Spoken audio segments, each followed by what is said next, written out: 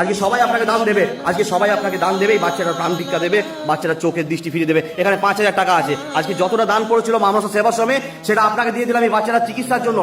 এই যে মানুষটাকে দেখছেন, এই মানুষটার মতো মানুষ আমি আজ পর্যন্ত দেখলাম না।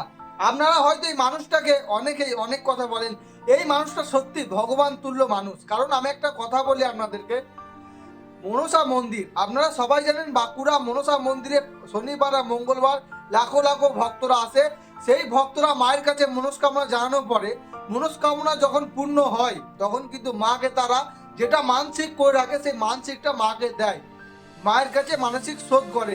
যেমন আপনারা সবাই জানেন, আপনারা মানসিক করেন কি, মা তুমি যদি আমার এই মনস্কামনাটা পূর্ণ করো তোমাকে একটা শাড়ি দিয়ে পুজো দেবো। কেউ মানসিক করে মা তোমাকে একটা সোনার টিপ দেবো। কেউ আবার মানসিক করে মা তোমাকে আমি ফুলের মালা দিয়ে সাজাবো। আবার অনেকেই মানসিক করে মা তোমার কাছে 1001 টাকা দক্ষিণা দেবো। কেউ বা মানসিক করে তোমার কাছে 101 টাকা দেবো। তো তুমি যখন ভিডিওটা দেখছো তুমি অবশ্যই কমেন্ট করবে এই মা মনসা দেবীর কাছে তুমি কি মানসিক করেছিলে, আর তোমার সত্যি কি মনস্কামনাটা মায়ের আশীর্বাদে পূর্ণ হয়েছে। চলো আজকে আমি কথা বলবো এই মানুষটাকে নিয়ে। এই মানুষটার কথা না বললেই হয় না, প্রত্যেক দিন আমরা এই মানুষটার ভিডিও ফেসবুকে দেখি। আচ্ছা আপনাদেরকে একটা কথা বলি, এই মানুষটাকে যদি ভালোবেসে থাকেন তাহলে ভিডিওটা প্রথম থেকে লাস্ট অবধি দেখবেন, ভিডিওটা একটুখানি দেখে চলে যাবেন না। হয়তো এই মানুষটাকে অনেকেই খারাপ বলতে পারে, অনেকের চোখে খারাপ লাগতে পারে, আমি আপনাদেরকে 100% দিয়ে বলছি এই মানুষটাকে আমি ভগবানের চোখে দেখি। তো তার কারণে এই মানুষটার মতো মন আজ পর্যন্ত আমি কাউকে দেখলাম না।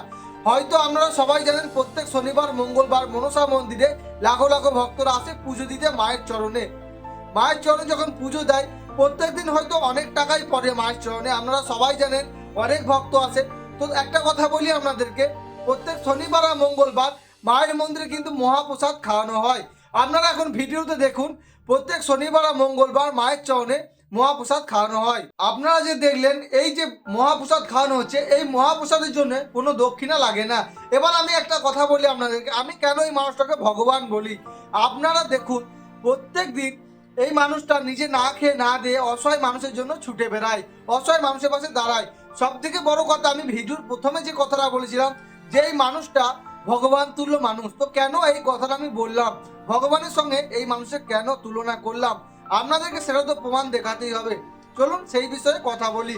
এই মানুষটার মন্দিরে শনিবার মঙ্গলবার মহাপুজো হয়, আমি আগেও বললাম এখনো বলছি, সব সময় বলবো। সেই মন্দিরে যে টাকা পয়সাগুলো পড়ে সেই টাকাগুলো নিয়ে এই মা মনসা সেবাশ্রম কি করে দেখুন। একটা ভক্ত কিছুদিন আগে এসেছিল, সেই ভক্ত চোখে দেখতে পাচ্ছে না, 10 বছর বয়সে চোখে দেখতে পাচ্ছে না। তো সেই মা কিন্তু আঁচল পেতে সবার কাছে ভিক্ষা চাইছিল।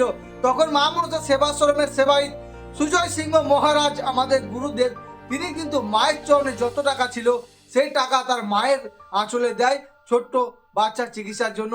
তাহলে আপনারা কি সত্যি বলতে পারেন এই মানুষটার মধ্যে ভগবান বিরাজ করে না? অবশ্যই ভগবান বিরাজ করে।